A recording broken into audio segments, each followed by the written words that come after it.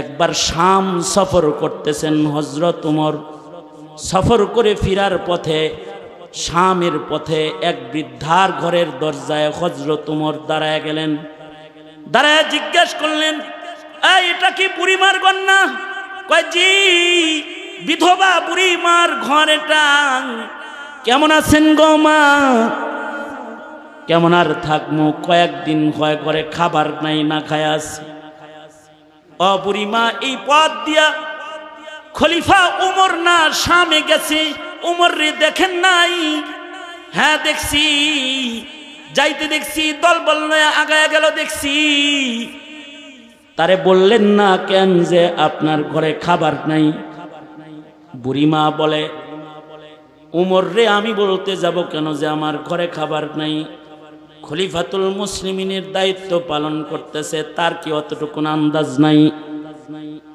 তার দায়িত্ব আমি না খায়া আছি কিনা এটা দেখভাল করা।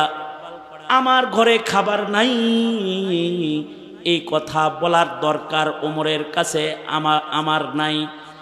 আমাকে খাবার না পৌঁছাইলে উমরকে বলবো না, বিচার দিব আমি মহান আল্লাহর দরবারে।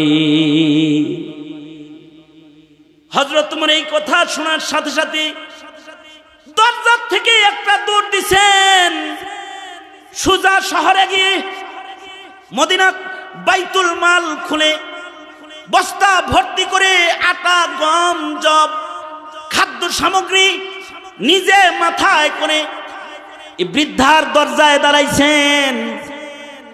দাঁড়ায় বলে, বুড়িমা আপনি ক্ষুধার্ত, আমি খাবার রান্না করে দিই। নিজের হাতে রান্না করে রুটি বানায় বুড়িকে খাওয়ায়।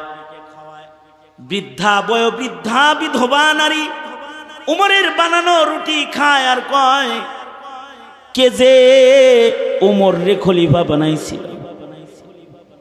খলিফাতুল মুসলিমিন উমরকে না বানায় যদি তোমারে বানাইতো তাইলে জনতার হক বেশি আদায় হতো। হযরত ওমর খানা খাওয়া শেষ হলে বলে, বুড়িমা আমার নাম কি? এটা তো একটু জিজ্ঞাসা করলেন না। কি তোমার নাম? হযরত ওমর বলে, আমার নামই উমর, লোকেরা আমাকে খলিফাতুল মুসলিমিন কয়, আমি উমর। ও বুড়িমা, পেট ভরে খানা খাওয়াইছি, আপনি আমাকে খেলাফতের উপযুক্ত বলে সনদ দিয়েছেন। একটা কথা ওয়াদা করবেন, হাত জোর করে বলি, আপনি যে বলেছেন আপনার খবর না নিলে আপনি আল্লাহর কাছে নালিশ করবেন। মাগো, ভুল হয়ে গেলে আমিরুল মুমিনিনকে ডাইকা মা হিসাবে আপনি শাসন করেন, কিন্তু মহান আল্লাহর দরবারে কোনো বিচার আপনি দিয়েন না। কারণ আমি উমর আল্লাহর আদালতে দাঁড়ায়া হিসাব দেওয়ার সাহস পাই না।